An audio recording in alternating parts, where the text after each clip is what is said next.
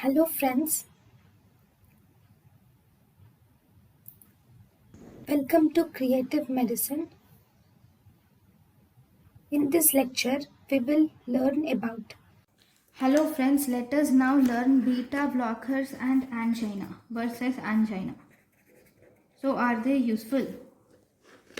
So if you see, beta blockers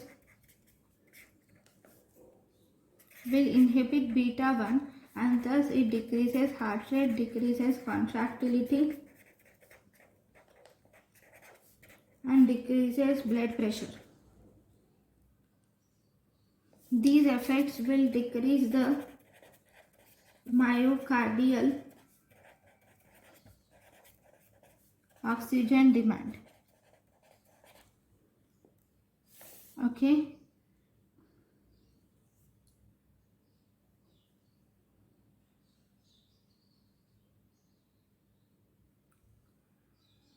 And because of decreased heart rate, decreased contractility, decreased BP, so this will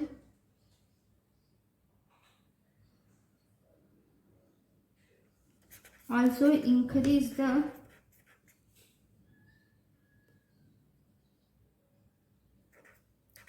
left end diastolic volume.